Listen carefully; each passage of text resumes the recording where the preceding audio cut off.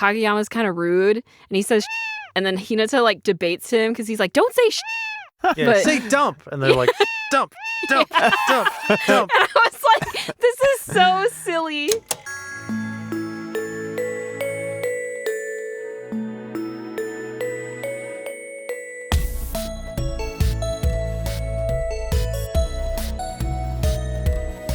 Welcome back to Nostalgia Club, the show where we talk about things that we are nostalgic for. I'm Victoria, and I'm joined by my two co-hosts, as usual. Jino. And Michael. Yay! And we always say our names the exact same way. Today, we are talking about Haikyuu again. We did talk about season 1 last season, which is a confusing sentence, I realized, just as I said it. But if you haven't listened to our first Haikyuu episode, go back to season 3 and listen to that. Today, we are talking about season 2 of Haikyuu! Yeah! Woo! I love this show, as we all know.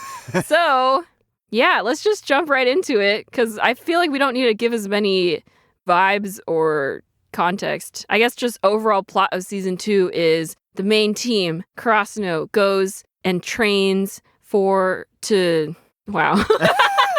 Goes and trains to win the big competition. Yeah. It's a huge left turn pivot. Like, it comes out of nowhere, but they're going into baseball now.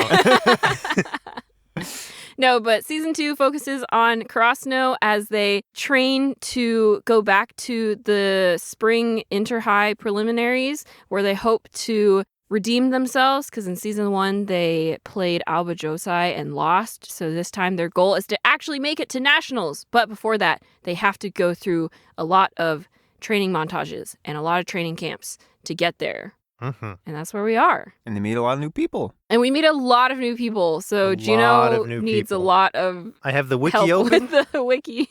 They have little and pictures. I'm going to sit here and nod. Yeah. I think I've said this before, that I think season 2 is my favorite season.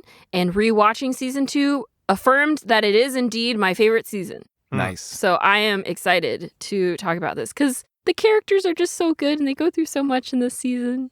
And it's great. Yeah. It's just really fun to watch characters who are already pretty good at something get better at something and then do well at the thing. Yeah. It's very satisfying. Yeah.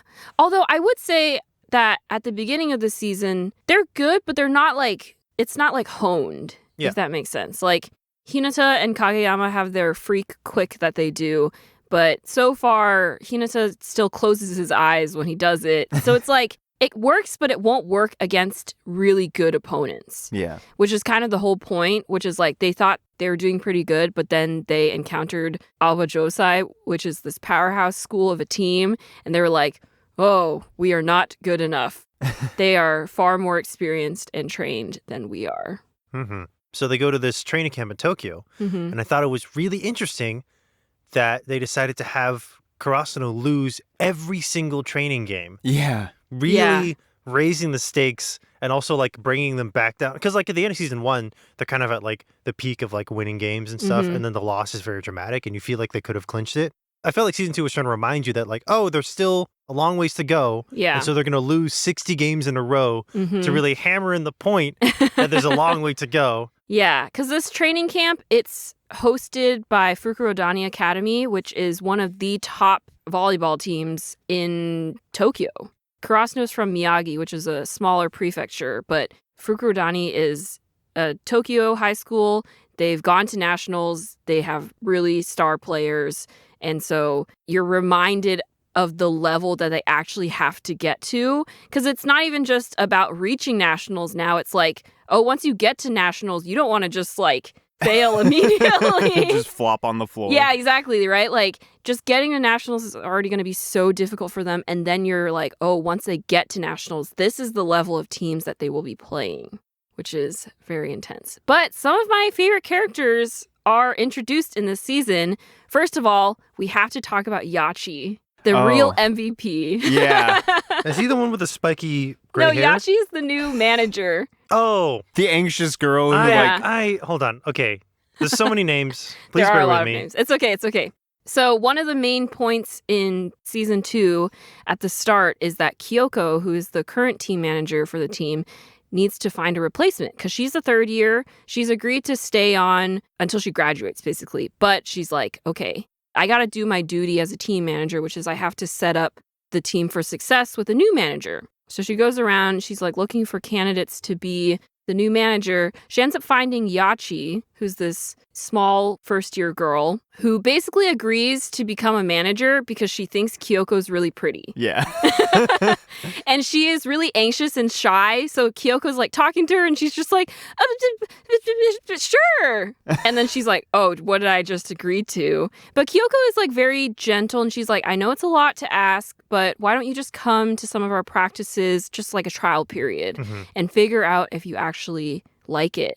And this is one of my favorite early arcs in this season because after this, it just kind of like gets right into volleyball. But for the first couple episodes, Yachi goes to the practices and there's a really good sort of like exploration of what it means to join a club. Because we talked about this in the first season, how it's like there's some people in this volleyball club who just kind of play because it's fun and they're in high school and they want an activity. And then you have people like Hinata and Kageyama who are like, volleyball is my life and I will only play volleyball. And then so you have Yachi who doesn't know anything about volleyball, doesn't even know she really wants to be a manager or is cut out to be a manager. And her mom basically tells her like, it seems like all these volleyball players are really dedicated to the sport and they want to make it to nationals or whatever. You should only join if you can match that enthusiasm. And Yachi's like, I don't know if I can. But then there's other characters who come in and say, like, it's okay. Like, you don't have to be as intense as Hinata and Kageyama. You can just do it if there's something in being a manager that feels meaningful to you. And so Yachi, over the course of the season, starts coming into her own and discovering how volleyball can be beneficial to her despite not being a player, which I just love. Yeah. Yeah. It's like another way to approach the thing. Unfortunately, Haikyuu is somewhat lacking in its female characters. You don't get a lot from Kyoko in season 1. You get more of her in season 2, which is great. But it's still sort of like you get more of Kyoko, but through Yachi. But I think Yachi is one of the strongest female characters in the series because she just brings so much into it. She becomes friends with Hinata and Kageyama, and I really love their friendship. And she witnesses their like big fight that they have too, and like helps bring them back together. Her as a character really adds a lot to the dynamic of the team in season 2.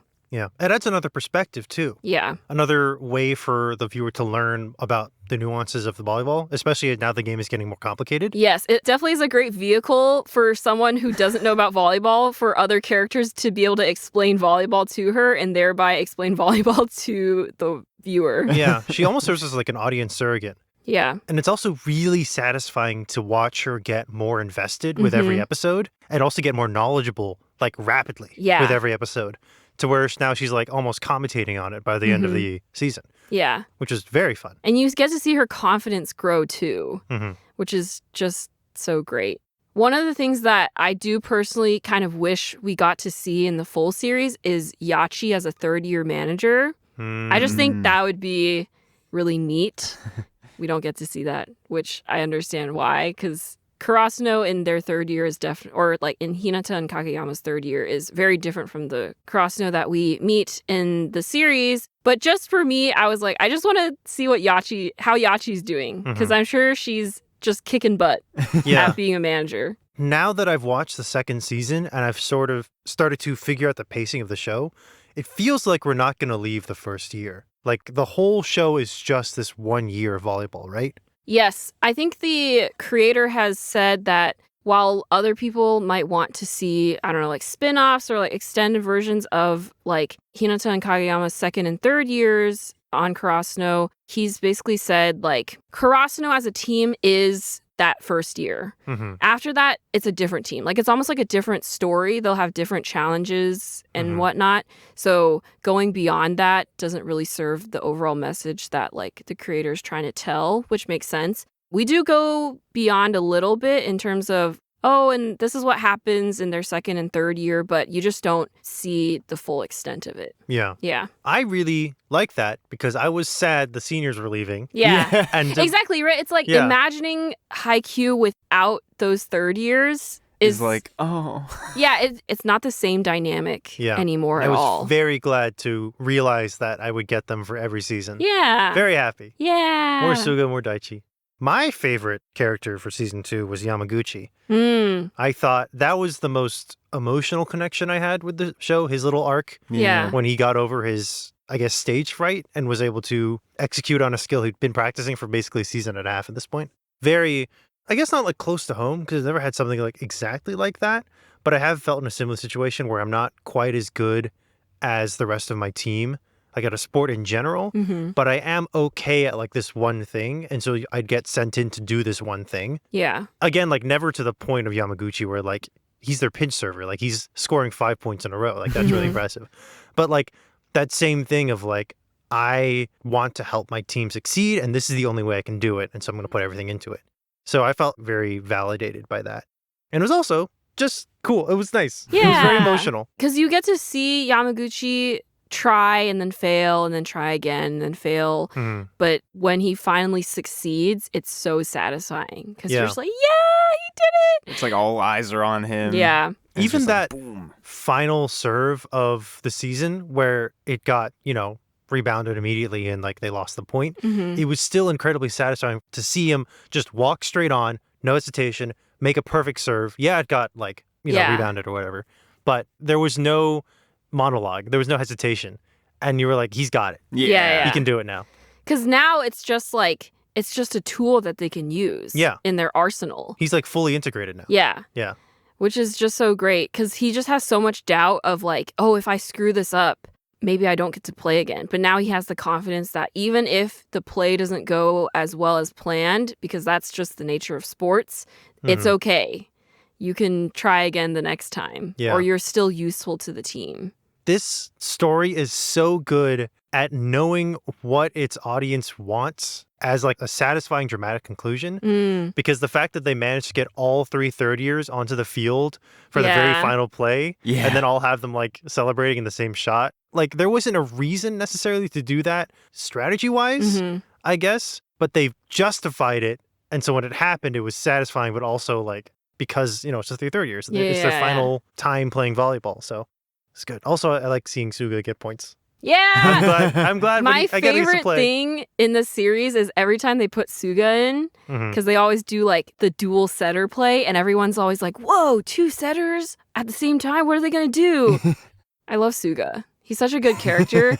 But specifically, I love how every other setter in this series is like a little bit insane. Yeah. But Suga, he's just in there playing volleyball. Like, he is sort of playing mind games, but it's just because he's so normal about it that all the other setters are like, what's his angle? What's he doing? And he's just like, I'm playing volleyball. All the other setters are trying to like telepathically tell their team what to do. And Suga just walks up and says, we're going to do plan B, movement 2. I'm going to hit the ball to you. Let's do it.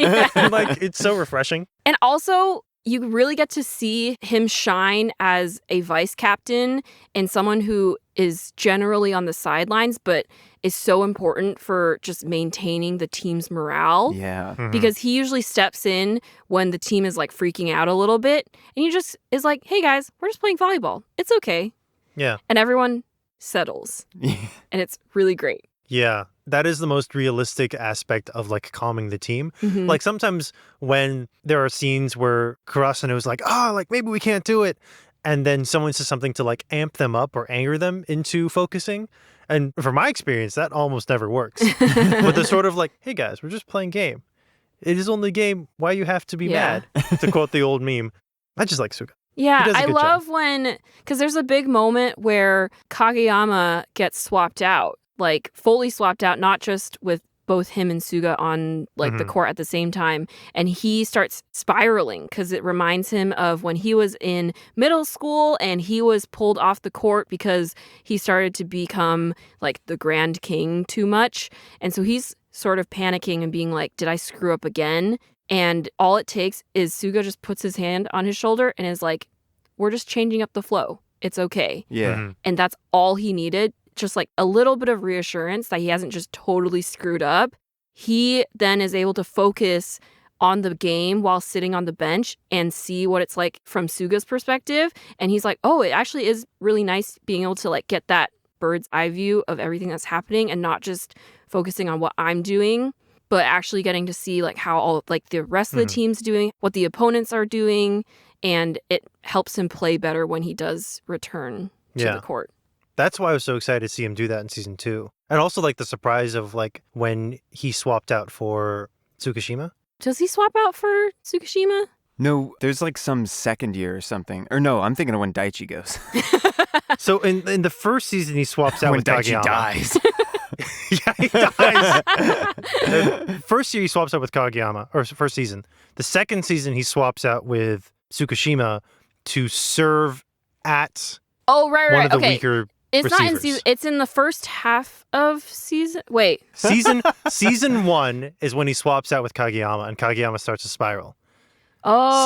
Season 2 is guys, when they do the double setter thing. I thought this happened in. They bring him in second as a season. pinch server in like an early game, and then they bring him in as a double setter in a Okay, later maybe game. I already talked about this in the last episode. It's okay though. It's an important moment because it gives context to their relationship. Yeah, so in this season, Suga also comes in because he's really good at targeted serves. And so basically they bring him in and they're like, you're just going to aim all your serves at this one player on the other team so that they can't get the ball, basically. Yeah. He's frustrating to the other team or to other setters because he's basically eliminated a player for them. Yeah. So the setter on the other team has fewer moves that they can do. And so that's why they find Suga frustrating. But like really, he's just playing volleyball. Yeah. Like, I pass ball to this person. yeah. You brought up when Daichi dies. So I didn't want to talk about that. Literally like the Family Guy death pose, just like on the ground. Episode ends. He's dead. Does he lose a tooth? He loses a tooth. Yeah. That moment is so... Okay, it's not funny because like he gets hurt. But it's funny just like in the greater fandom context because everyone references that as like the moment when Daichi died. There's even on AO3, there's a tag that's called No Beta, We Die Like Daichi. What does that mean? What is Which that? basically means like no one beta read this. I'm just posting it. And Oh. if there are typos, whatever. Wow. But it's just so funny in Haikyuu because, like, imagine knowing nothing about Haikyuu or you've just started watching Haikyuu and you're like, I'm going to check out, like, what fan fiction is out there. And then you see the tag, No Beta, We Die Like Daichi. And you're like, Daichi dies? But also at the time that this season was coming out, a lot of people were making jokes that people who have not read the manga and are only anime watchers might actually think that Daichi is dead because of how many people were joking about Daichi dying. Yeah. Anyways, Daichi is fine. He just gets injured. But it's one of my favorite episodes of season 2 because... It's really fun to watch him crash. No. That game is basically the battle of the captains and just like, what does it mean to be a captain? How do you effectively captain your team?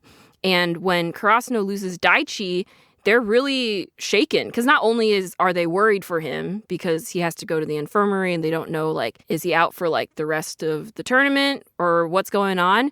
And then a second year, Enoshita has to step up. And Enoshita is one of my favorite characters. He used to be one of my top 3 characters, actually, mainly because of this arc, because it's all for, like, planting the seeds for him to eventually be captain after Daichi graduates too, because people are like, who's this guy? Like, we haven't really, like... He looks like simpler Daichi, like aesthetically. Yeah, before this episode, if you're thinking about like, oh, the third years are graduating, who will be captain after? And you're like, okay, the second years we know are Tanaka. He has the people skills for sure. Like, he definitely like is very personable and he gets to know the first years really well. But maybe not captain material. Yeah. And then there's Nishinoya, who is very skilled, but Is also hot-headed. Yeah. is also They're- hot-headed. They're both hot-headed, and neither of them like have really like the... What is the word I'm looking for? Sort of like this sense of command in their Yeah, presence. the sense of command and like the stability that, or like the... Oh my gosh, I can't think of the word. But like, yeah, the stability... The je ne sais quoi. Yeah, and the reassurance you feel like when you know the captain is there and has got your back. Yeah. Yeah. They're not grounding. Yeah, and we've talked about before, like, being really good at the sport doesn't mean that you'll be a good captain. And so I think this is a great moment to showcase that Enoshita has what it takes to be the next captain of Karasuno after Daichi graduates. Yeah. Yeah. I thought it was interesting that he ended that little arc considering it maybe like a failure? Yeah.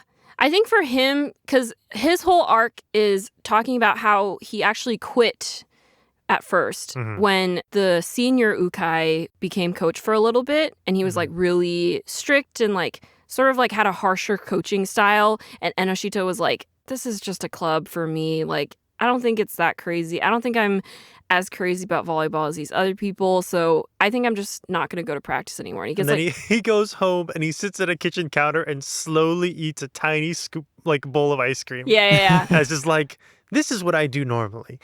Bite, bite, and then it cuts and he's like asleep, and you're like, that's it? That's your... He's just lonely. All his friends are at volleyball practice, and he's like, I guess I just stay home now. Yeah, it was very much like but it wasn't sad to me. It was just amusing in his, like, I can do anything with my free time. Here's how I'll do it. The world's tiniest ice cream cup, little bites. But I think that is actually what makes him a great captain, is because he understands what it's like to just feel like you're so bad at the sport, or like the sport is not for you anymore, but to decide, no, it actually is important to me and I want to keep playing. And it does come in because he kind of defends Yamaguchi, because Yamaguchi has, like, he didn't do as well with one of his pinch serves, and so he's like kind of feeling down about it. And then their coach sort of like tries to talk to Yamaguchi about it, and Enoshita's like, no, he knows. He'll figure it out. Yeah. And that's his moment of being like, just give him some space. It'll be okay. Because he knows how it feels to fail, but he also knows because of that Yamaguchi will be able to overcome that. The background characters really shine in this second season, which they don't get as much screen time in later seasons, because then it just gets into like really intense volleyball playing. Yeah, it's all they about get their core moments, team. but Yeah. this is really the season where you get to know Karasuno, which is why I think I really like this season in particular. Yeah. Well, that answered my question of whether we'll have more Enoshita later. I guess not. I'm trying to remember. He has, like, all the second years, sort of like the background second years, they get small moments where they get subbed in, but definitely not as much time dedicated to their, like, they don't get to play for, like, over an episode, if that makes sense. But, yeah, basically, far after the series is over, Enoshita does become captain their second year. That's the cool thing about this series, is even though it won't like technically pay off near the end of the series, like we're not going to actually see Enoshita be captain, but the creator still took the time to build up his character in this arc. It feels... It makes it feel more real, I guess, in a way. Because you can see the way this thing is like struggling with the notion of sustaining itself beyond just like a single year or competition, and how all the different players, how that factors into their lives. And yeah, it feels like you're getting a glimpse of a living thing at a very critical point. Yeah, I also think it is weighing on Karasuno's mind a little bit in terms of like, oh, after these third years leave, we've lost our captain, our ace, and our vice captain. So who's going to fill those shoes? And it doesn't matter if like Hinata and Kageyama are gods at volleyball if they can't fill those roles with other people. Like it could very well mean that even though they did well this year, next year, they might not do as well, just purely because of whoever happens to be on the team and fills those shoes. So I think Enoshita feels that pressure because he knows that they've kind of got their eye on him to be the next captain. And he's like, those are big shoes to fill. And does he have what it takes to like bring the team to nationals again? I appreciated finally learning about some of the memes my friends talk about. Specifically, the meat dance. Meat dance is great. Meat dance is great. And the ore ore ore moment. I think it's Oya Oya. Oya Oya? Yeah. I don't remember. It was a while ago. It's when Kuro and Bokudo are like, Oya Oya? Oya? Oya Oya? Yeah. Oya Oya Oya? Yeah. Something like that. I've seen stickers of that before. It's so good. That duo, they're like so chaotic, but they're great. Yeah. Yeah. Also, very satisfying to watch Oikawa finally get defeated. Just his smug little face. Also, another episode about Kurasuno being very scary and good at the game and POVing the other team who are not as good and watching them struggle with loss. Yeah. I really like those episodes, and they're different every time, like from a different perspective. The one I really liked was about a team that didn't really care about volleyball and didn't put in a lot of effort, and then suddenly grappling with the consequences of that, of being knocked out like immediately. Yeah. And realizing that, no, they do want to put in effort and making that commitment for the next year after playing Kurasuno. Yeah. With the help of Greg Heffley, captain. I told Victoria this, but he's got like the Greg Heffley wimpy kid hair. The 3 prongs. And then like a very like simple standard design for the rest of him. Yeah. But he's nice. He's a good character. But I really liked that episode. And I was sad to learn that the team doesn't come back. Yeah. This definitely is a season that's just like, here's a bunch of different perspectives on what it means to play volleyball, which I think are really neat. So you just get to like hone in on different teams and their personal experiences or different characters and their views on volleyball. It makes you think, and also is very satisfying when they reach the conclusions that they do. And yeah. I went to a high school gymnasium recently for my partner's friend's sister's championship wrestling match. Wow.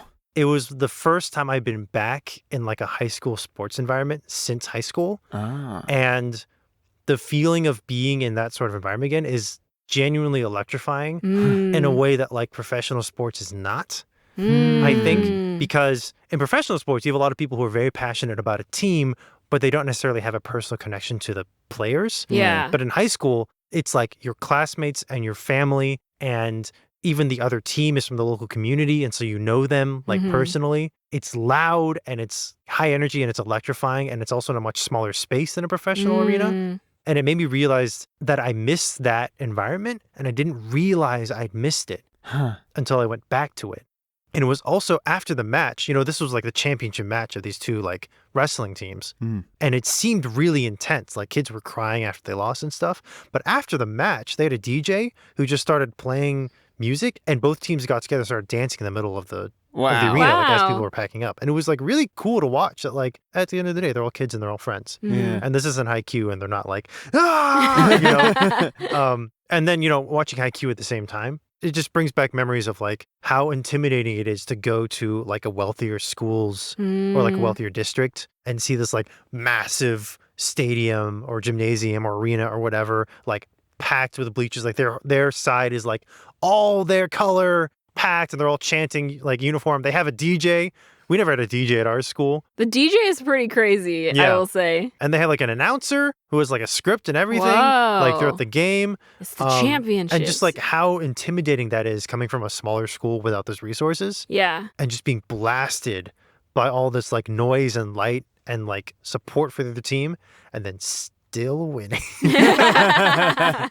With your like dinky little signs and like everyone's wearing different shoes and stuff, you know? So really brought me back. I know I talked about this like almost in verbatim the last episode, but it's this show is incredibly nostalgic, and I'm glad to be watching it, even if I've never played volleyball in my life. That's okay. It's just the vibes. It is the vibes. Yeah. The vibes are excellent. And I wish I had a big backyard barbecue. That meat dance was so when I played soccer, when we went to the playoffs, between games, someone, I think like one of the coaches or something, or like someone's parents, instead of like, you know, going out to get a meal because we didn't have enough time, someone brought like 500 chicken nuggets, and the whole team just sat around and ate all of the chicken nuggets. And I don't know if that was a good idea, because then we played like half an hour later. That's what I was going to say. And it might have affected our performance. A lot of food. It didn't matter because we were very bad anyway, but... You got chicken nuggets. Yeah. That's sort of like, chicken nuggets! You know, like after a sports game. It's real. Like that can motivate a group of high schoolers more than the concept of winning a tournament, is the idea that we're going to get really good food after the game. Yeah. It also like calms you down too, because you're like, it doesn't matter if we win or lose. I'd like to win, but we're all going to get chicken nuggets after this. Yeah. And so I'm not like scared anymore, because a better thing's coming after. Yeah. There's a future beyond. Yeah. And the future's tasty. The future's so tasty. What did you think about the new teams that were introduced? Ooh. Well, so there's Nekoma, which you have met before. Yeah. We talked about. But there's Fukurodani. Yeah. Oh, there's also new players on the Nekoma team, too. Super tall. There's super tall Liev. And then there's some new players who join Alba Josai, too. Yeah. Now that I have more context, I can see that they're kind of setting up Nekoma as like one of like the big event fights. So when you were talking about that movie with the two teams that everyone likes, I think I know what that movie's about now. I mean, they're sort of like lining them up as like, oh, like these are our, I mean, like fated rivals. Fated rivals. But like the context of the first season, I wasn't quite sure if they were going to play them again the second season and the third season. But now that I know the structure, I'm like, oh, they're going to go to nationals and play Nekoma. And it's going to be like, oh. So I'm really excited for that. Yeah. New teams? I mean, I still like the punk team the best, just because I like their character arc the most.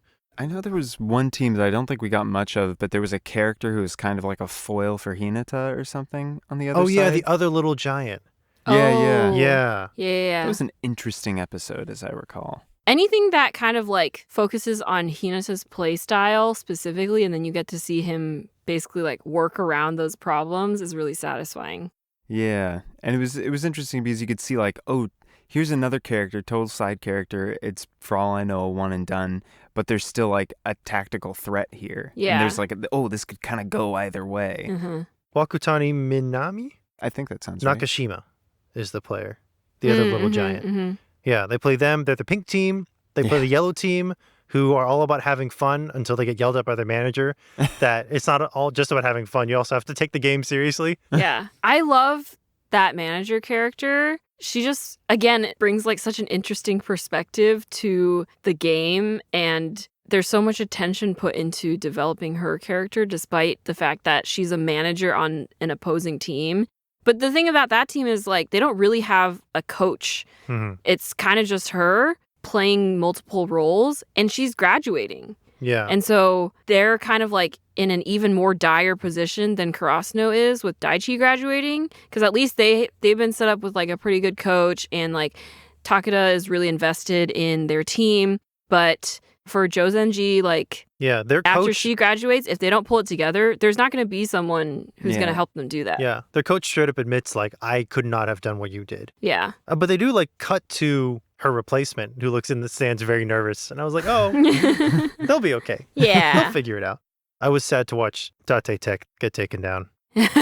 Oh, you knew it was going to happen. I mean, though. yeah, you knew it was going to happen. But they're cool cheer. I know. Go, let's go, Date go. Yeah, they sort of get their last moment in the spotlight when they play Alba Josai, but then they're gone. Yeah, it's because their seniors left, and so they like swapped up the team. Yeah. And so their team's not as cohesive anymore. Yeah. But there's still a little arc about this one freshman stepping up, the tall setter who doesn't know how to set.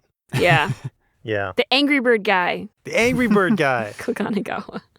Yeah. I forgot that he was on Date Tech because he gets referenced a little bit later in a different context. And I was like, oh yeah, that did happen.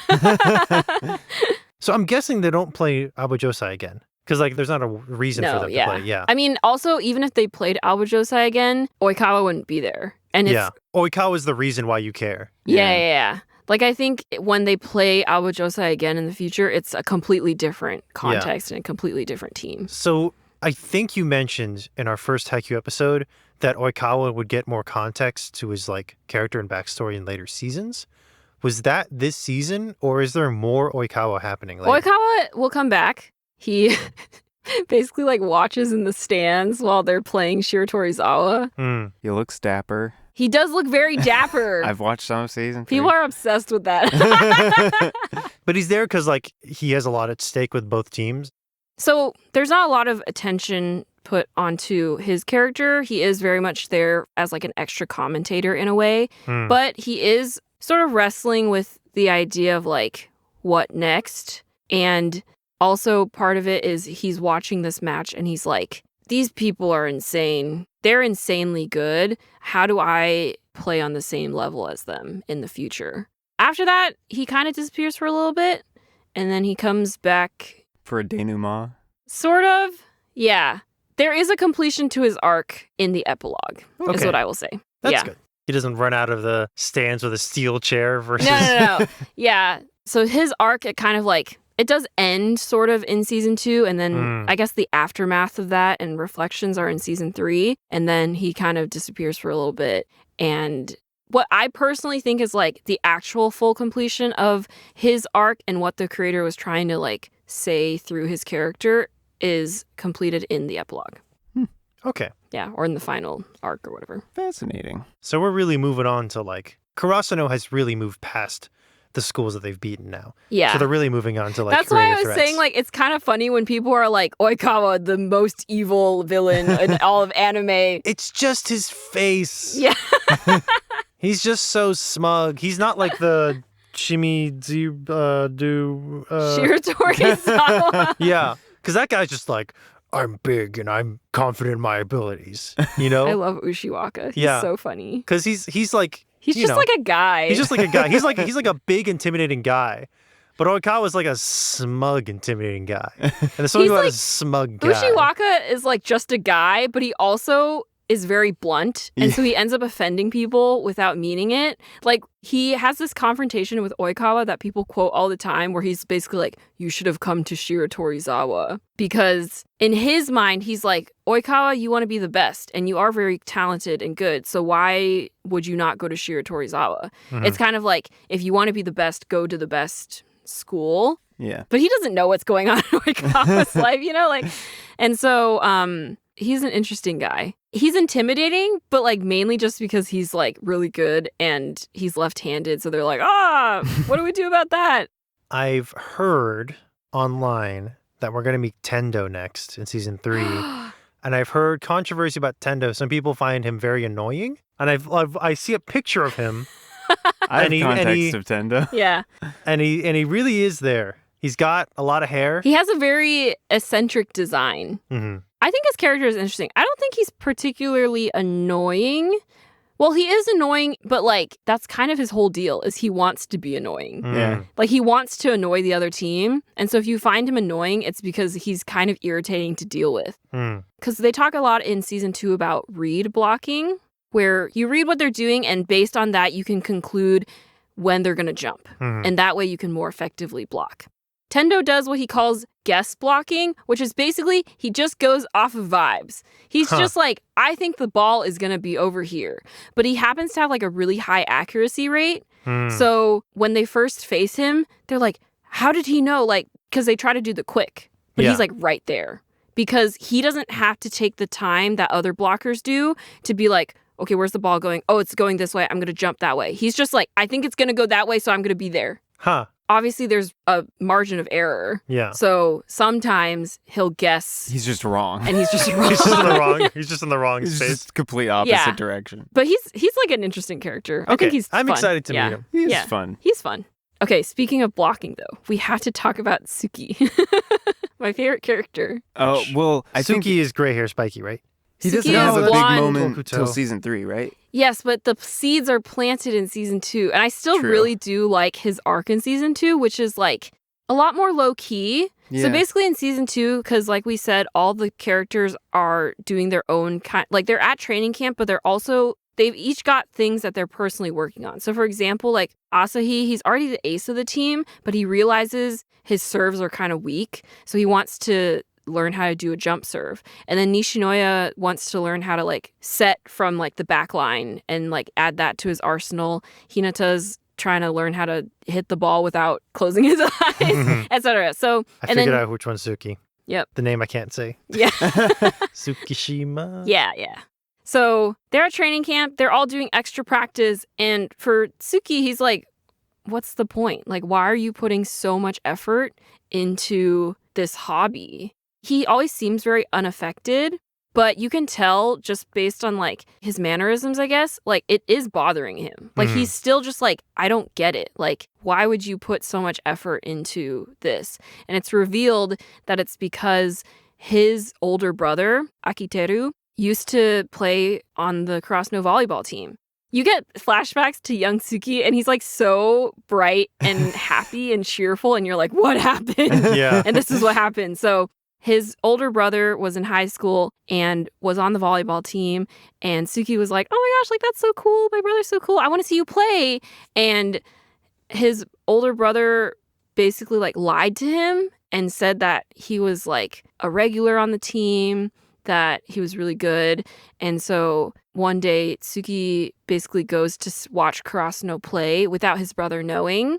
Because there's a classmate that he has who's like, my brother's on the Karasuno team and Akiteru's not a regular. And so Suki's like, I'm going to prove you wrong. And so they go to the game and his brother isn't even benched. Like, he's literally on the stands. Like, essentially, he's like not even close to playing. Yeah. Like, there's not even a possibility that he could play. And it's like devastating. Yeah. It's devastating for both of them because like Akiteru sees Suki at the game and he's like, oh shoot, my younger brother saw through all the lies. And then Suki's like, I don't understand. Why would you still be playing volleyball if you're not even good at it?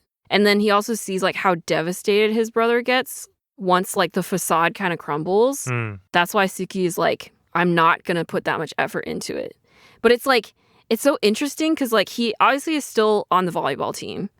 And like a part of him wants to be there. I think the struggle that he has is because he's in the position that his older brother wishes he was in. Like Suki is a regular.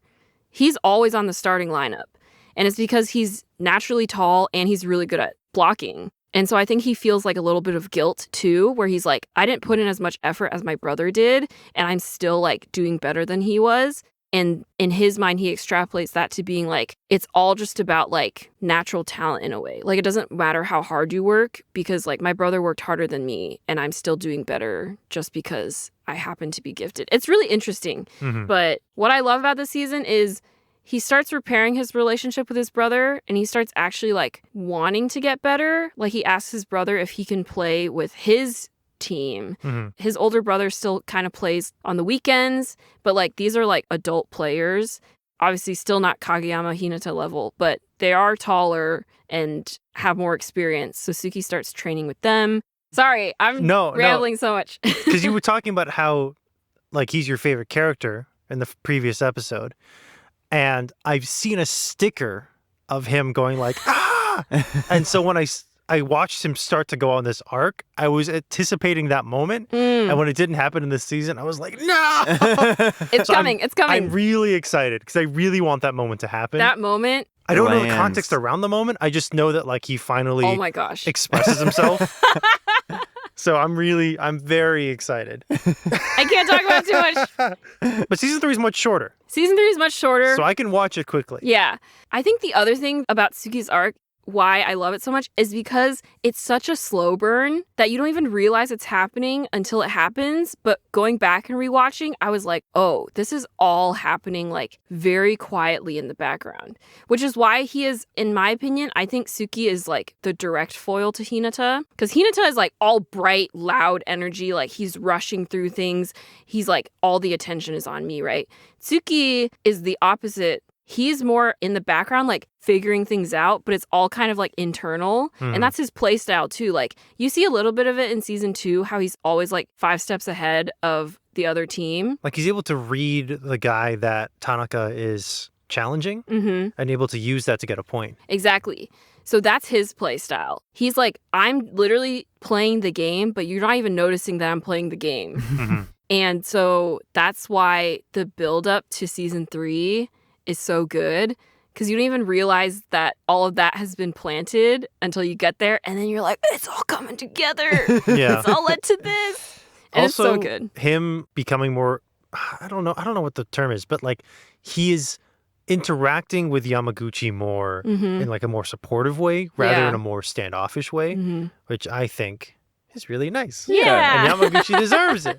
He's working so hard. Yeah. The friendship between Suki and Yamaguchi is also really interesting because Yamaguchi is not very good at volleyball. And so Suki is again like, I don't get it. Like, why are you putting so much effort into training your serves?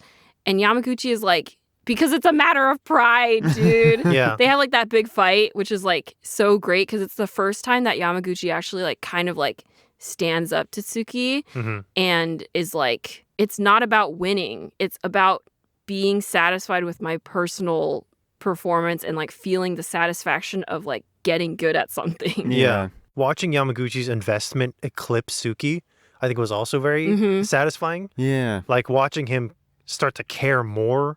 And Suki's like, wait a minute, that's not supposed to happen. Yeah, I think Suki is pulled forward because of Yamaguchi, because it's like, that's his best friend. And so if your best friend is like staying late to practice and you just go home, you're going to start feeling like, kind of a loser. What's going on? Yeah. So then my question is, because captains are always third years, right? Unless there are no third years and then there's a second year. Yeah. So out of the 4 freshmen then, who do you think would become captain? I think I brought this up to you once, Victoria, where I was like, I could see Suki eventually, depending on how he goes. I don't have all the context yet of where their characters are going. I don't think Hinata would ever be captain. I don't think that's a good idea for anyone. And I also don't think Kageyama would make a good captain. So that leaves Yamaguchi and Suki. And either Yamaguchi has like an insane arc where he's like pinch server captain or something. So it has to be Suki, right? Because I know that he goes through a transformation. You're giving me a look. I'm not going to say anything. Whatever. I'm sure there's denouement stuff. I don't know the details either. I can just see it. Yeah. Me personally is like. Personally, I think one of the fun things about fan fiction is that you can imagine all the different scenarios in which, like, in a way, actually weirdly, I can kind of see all 4 of them as captain. For different reasons. I know people probably disagree with me, but I can kind of see all 4 of them being captains just based on like where they end up growing to by the end of the series, basically. There definitely is a clearer answer by the end. It's Suki. And then the creator did confirm who ends up being captain. I have to find out. I have to learn. I will not say. I hope they make more movies. The more I think about the movie, this up again. The more concerned I am. Quick note, we recorded this before they announced that the quote-unquote final movie is not going to be the last one, so I'm feeling much more optimistic about adaptations for the remainder of the series. I'm still going to leave in most of our discussion about it, but Haikyuu fans, we're so back. Because you weren't as concerned earlier, but one of my friends was very concerned, and I'm watching you get to his point. I'm growing more concerned. Yeah. I don't think I fully realized how much content is left to get through until I like really stepped back and thought about it, and then I was like, oh, there's still a lot. There's still so much. That's crazy to say, because with the latest movie, they already like reached a pinnacle of the story, but there's still so much to go. And I think it's also because I saw someone put it in the context of like that movie condensed, I don't remember how many chapters of manga, let's say like 50 chapters into one movie.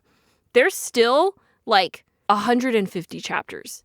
So you would need at that So you would rate, need at least 3 more movies. And even then, we all felt that the movie compressed a little bit too much. Like, I understand why they did a movie, because a lot of people said, like, so far that's been the most divided in terms of, like, Haikyuu adaptations, is, like, there's some people who are like, no, I really wish we still got a season.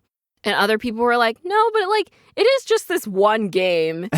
Because, like, for example, season 3 is all Shiro Torizawa. It's like if that was, like, just a movie, they're still... sorry, spoilers. I assume they play another game after this. Yeah, I would be shocked if they stopped playing volleyball for the rest of the 150 chapters. Yeah, there's no way. So, and also, why do they hate money? Maybe the movie will be 7 hours long. I'd be fine with that. That's the other thing, too, is like anime movies tend to be on the shorter side, too. Like the latest Haikyuu movie was like an hour and a half. Live action movies tend to be like 2.5 hours. So it's already shorter than a typical movie length. I would accept if they did the movie and then another season after the movie. Maybe that's their plan. They're like, season last 5, movie, give us season 5. But yeah. I don't care if I have to wait like 5 years for another season of Haikyuu. I would rather have it, even if I have to wait for it. I don't care if I'm like 40 by the time Haikyuu ends. Oh, 40. Anyways, yeah, season 3 is great. Speaking of money, season 2 is where I started to notice like budget priority, I think. Because I mentioned, I think in season 1, how I didn't notice them reusing any shots, which must not be true. They must have reused shots, but I just wasn't, like I was so engrossed that I wasn't noticing it. Season 2, I did start to notice like some episodes animation quality wasn't as good. Some episodes like they reuse shots constantly. You'll start to notice. Some episodes the animation quality was incredible. Like those really stylized spikes that some of the characters do, where I noticed it like intentionally like quote unquote turn the brightness down in order to make the next frame of like the flashbang of white even more intense. Because I noticed like my screen would get darker for a second and then it would light up white. Yeah. Which I think is a really clever tactic. But now that I'm more used to the show, I'm starting to notice those animation things. Yeah. You'll definitely notice also like in future games, because they play a lot of games, right? Anytime they do like the same play, they'll reuse like a lot of the same shots from that same play. I did notice that. Yeah. Or like when they're practicing serves and they have that, what was clearly must be taken from reference, where you see like the net along the bottom side of the frame and then a hand pop up dead center and hit the volleyball and it lands sort of further in the background. And you just sort of swap out whatever characters are there. Yeah, a lot of like the same movement, but a different character like plopped on top. Yeah. The one I always notice is anytime they swap Suga in, you know he's always going to set to Kageyama. 1, because it's cool to see Kageyama spike. 2, because they want to reuse that shot. They don't want to animate it again. But it's fine, because the entire time I'm just focused on like, yeah, Suga's playing. Yeah. I mean, it doesn't take away from the experience. I mean, you got like... Animation's hard. Yeah. In terms of animation quality, the second season is definitely like they upped the budget a lot from season 1. Then season 3, it's a similar quality in terms of animation, but they cut the season in half. So it's a much shorter season. Don't they also swap like art directors or something? Or like someone left? So then in season 4 is when they switched, I think, animation directors, or even switched like studios entirely. So it was no longer the team that did like the first 3 seasons or whatever. And so the animation style changes really drastically. I have heard about that. And that was quite controversial for people. I think the biggest thing for me is like Hinata's hair goes from being like fluffy looking to then just being kind of like 3 spikes. Yeah. Which like there's still movement to the hair, but I was just kind of like, why'd they do that to him? They massacred my boy. It's fine. I'm just, at this point, I can't complain. I don't care. I just want more Haikyuu. I will take anything. I would take like Haikyuu puppets. Just like, do. No, just kidding. So you do have a limit. I do have a limit. When you guys get to the movie, we gotta watch it together. Okay. Yeah. We'll do an event. Yeah. We'll rent out a high school volleyball court. And we'll try our best to spike, nice receive. It's like making food for the movie you're watching, but in this case, you're just playing the game. At a certain There's no point, food to make for, actually, vending machines, a whole barbecue. A delicious Japanese meal you have to eat while crying the entire time. Big bloopy tears. Yeah. I think that at a certain point, when you reenact the movie, it just becomes Rocky Horror Picture Show. Because it all starts with cooking the food, and by the time you're done, you're playing an entire game of volleyball, perfectly choreographed to match Haikyuu. Oh my gosh. I didn't even talk about this in our last episode, but there are Haikyuu stage plays that I was really invested in when I was in college. End of high school, early college. Okay. So basically, in Japan, it's actually very common for a lot of series to get stage play adaptations. I think recently there was one for like Spirited Away. They do some really cool choreography and like sequences, and it really enhances the experience. Like it's the same, at least for Haikyuu, they redo like the plot line of like the anime. Wow. And then when they play volleyball, it's like like not like a dance. Like there's not music, or there is music, but they're not like dancing to the music, if that makes sense. Right. It's performance, choreography. It's performance, yeah. Dance light. It's almost like an action sequence, but they're playing volleyball. Anyway, so the Haikyuu stage play, particularly when I was really invested in it, I think they were like adapting, season 2 on stage. And so that's when like you got Karasuno playing Abujosai. And specifically, the actor they got to play Oikawa really looks like Oikawa. I looked up pictures just now, and they do a great job matching the character design. Yeah. Especially the hair. My God. He really looks like... He even had, like, Oikawa's personality. Also, the actor they got for Daichi was also really good. Like, I was like, that's Daichi. Anyways, people were really obsessed with it. I still really want to be able to watch it, because that's the downside is unless you go to Japan and get tickets, you can't see it because they don't even have really like I was hoping that maybe they would sell the recordings, because I would buy a DVD box set if it was like, here are all the stage plays. I would buy that. Like, that's worth it to me because you can't get it anywhere else. There are clips that you can watch, but they're not translated, so you just kind of have to like watch it for the vibes. I watched one in its entirety from a website, I don't remember where, and it had like subtitles for like half of it, and then I found one with Vietnamese subtitles. So if I learn Vietnamese, I'm good. I don't know. It was just like it was another really cool way to engage with Haikyuu that I hadn't before. Yeah. Yeah. Because of that, like, the stage play actors also got a bit well known because like they would post pictures, or like people would really see them as the characters in real life. Because again, they look really similar. I found one called The Summer of Evolution. No subtitles, but it looks like the Tokyo training camp arc. Oh, that's fun. Yeah, because they ended up doing, like, I've seen the stage play actors for like Nekoma and stuff too. So, and they went all the way to, I think, the end of season 4, and then maybe they did the movie. I don't know. That's really cool. Yeah. I just think it's interesting when other countries and cultures, what they prioritize as entertainment and like what that lets their fans experience. Like how the UK is still really big into like audio theater and stuff. And so like Doctor Who gets hundreds and hundreds of hours of content for like doctors and characters that haven't been on screen forever with the original actors. And so if you're a Doctor Who fan that enjoys audio dramas, like it's just endless. Yeah. It's amazing. And if you're a Haikyuu fan in Japan, there's so many ways to enjoy the story. Yeah. I don't think the States has anything like that. Yeah. Like if it does, it's either like one-offs or it's fan motivated or it's wicked. Yeah.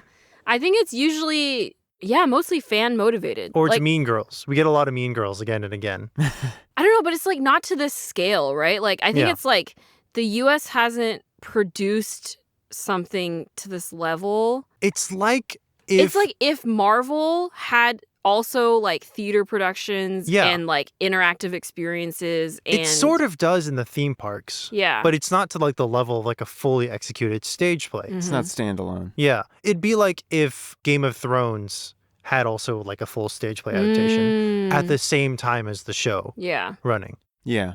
Yeah. I'm just glad Haikyuu is getting so much love. And I'm glad that you have introduced us. Yeah. Yeah. That's the real goal. I'm in it. I really did. When I finished the last episode of season 2, I did click on season 3, like instinctually, and I was like, no, I have to stop. Perfect, because we can do another Nostalgia Club episode. I was thinking for the next one, we could do seasons 3 and 4, because they're both shorter. So yeah, I'm super down. And then we can talk about the movie. Yay! A whole episode just about the movie. Just kidding. That would be a lot. I have things I could dissect from the movie. We'll go frame by frame.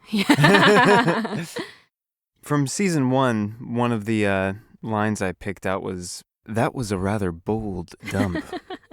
And in season 2, we get, "When you have to pee, to the restroom you go." And you also get, "You press to the diarrhea pressure point." That was a lot. It's when there's like a whole debate where like they're like talking to an opposing player or something, and then like Kageyama's kind of rude and he says and then Hinata like debates him because he's like, "Don't say we're gonna bleep all this out." Yeah, but, say dump, and they're like, dump, dump, dump, dump. And I was like, this is so silly. It's awesome. The self-awareness Hinata has now about the bathroom. Yeah. And like his funny little like bathroom song dance, but also the fact that like he's now scared of the bathroom because that's where he meets his greatest opponents. It's a great running bit. I think they run that bit until the very end of the series. Yay. Good. Yeah. Good. Still a little bit too much talk about vomiting for my tastes, but it's okay. Oh my gosh, we didn't even talk about Psycho. Which one's Psycho? She's Tanaka's older sister. Oh, because it sounds like Psycho. Was that on purpose? I don't know. No, that's just her name. Oh, wow. She's great. Her whole plot point is, well, actually, no, because I got confused and I thought that she brings the cheer squad in season 2, but that's actually season 3. But in season 2, she is brought on because Hinata and Kageyama have to do extra school. She's recruited to drive them to the training camp because she's a really fast and reckless driver. But then she becomes a recurring audience member. Yeah. She watches I like them that they're play. sort of building an audience member as they get better at the game. Because it seems like at the end of season 2, like they're going to get a huge audience for season 3. Because now the whole school's on board. Yeah. So, and I've also seen that image of the vice principal cheering. And the fandom #1 character, vice principal, 200,000 votes in the favorite character poll. Yeah. I'm really excited for season 3. This is so funny that you're now gaining context for memes Yeah. that originate it's from weird. Haikyuu. And honestly, most of those memes were on one water bottle. Because my friend had a water bottle with like dozens of Haikyuu Oh my gosh, stickers that's on it. amazing. So now How do you meet this friend? Now I understand. This friend currently lives in Colorado. My family's from Colorado, so Yeah. that's... I was going to be like, I guess that's within the realm of possibility. Yeah, it is. Possibly. Any last season 2 thoughts before we wrap up the episode? Any updates on ship opinions? Oh, yes. This is the real tea. Oh, I don't know. There's some new characters, so more characters that you can ship other characters with. It's true, although a lot of them are kind of like, they show up for a bit and they're gone. So Yeah. it's sort of hard to gauge. Oh, that doesn't stop people. I know it, people, but for me, it's... Yeah, I know. I'm like, No, I think... Okay, you know how they talk about how, like, in a lot of shows, sometimes people will ship characters who, like, never even say a word to each other? Yeah. They do that in Haikyuu a lot, but it's, like, almost kind of, like, justified because you don't know. There's a lot of, like, they, like... Because they're all part of the same, like... They're in the same circles, or, like, they go to college and they become friends, or, like, whatever. There's so much possibilities. Yeah, for people to have met. And also, I think, like, because it's Haikyuu, like, at least you have, like, the baseline of, like, their team dynamic. So you can, even if that character doesn't get a lot of screen time, you can kind of, like, generally get the vibe based on, like, what their team was like. Anyways. I feel like, at least for me, my opinions on what would make sense haven't really changed from season 1 for the main cast. Because, like, yeah, they've all grown as characters, but, like, I still think it, like, no amazing new revelations. But Yachi... It feels like, I know Haikyuu is it's not like a romance show, so I don't think there's going to be any relationships in it, but the sort of like genre positioning is sort of like Hinata and Yachi, but I think it makes more sense that Yachi's infatuated with Kyoko because of course she is. Because of the obvious dialogue she says all the time. That was the only new one for me. Yeah. I do really like Hinata and Yachi's friendship a lot. I like Yachi's friendship with all of the first years. Yeah. You don't see as much of like her friendship with like Yamaguchi or Suki in this season, but they kind of have more of it in other seasons. But people call them like the Kurasuno 5 because it's like the 5 first years. I just think I've read a lot of fan fiction of them like in later years where you just get to see their friendship develop and it's really good. Hinata and Yachi is like a shippable pair. Like I can see it. Yeah. Yeah. I don't want it to happen in the show because I don't think that's important at all. Yeah. But I like that her at least initial arc was about like being scared and being out of place and how they just immediately accept her. Yeah. And she's not only like a manager, but an equal and a friend and someone they can rely on. Yeah. It's so instant and it's so like gratifying. I think what it is I can see Hinata and Yachi working romantically, but I like their platonic dynamic so much more. Yes. Like it's just so good Yeah. that it almost like, even though I could see the romantic potential, I kind of don't want it because I love their friendship. I'm still a big Kenma Hinata truther. That's me. They're texting. They're texting. They're texting. They're friends. They're friends. And then in the movie, I don't know. thanks for listening to our second Haikyuu episode. We'll be back. Tune in for our third Haikyuu episode at some point. If you like the show, you should find us on Instagram at nostalgicalpodcast, or you can email us at nostalgicalpodcast@gmail.com with suggestions or comments or concerns. Are you concerned about something? We can try to help. You can also leave us a comment or a rating on Spotify or your podcast player of choice. That also helps us. It's really, really helpful. You can also find Ghost Inspectors wherever you find your podcasts. It's a audio drama miniseries by Victoria Cheng. That's really good. You should listen to it. And also, we have a Ko-fi if you want to leave us a tip to help us afford all these library books. You can find it on our link tree. Follow us at Mouse Knight Studios if you are interested in our other shows like Ghost Inspectors, which currently those are only 2 shows, but hopefully more in the future. We're working on it. Future projects to come. Yes. And until next time. Oya? Oya, oya. Oya, oya, oya. Woo! Yay! We did it.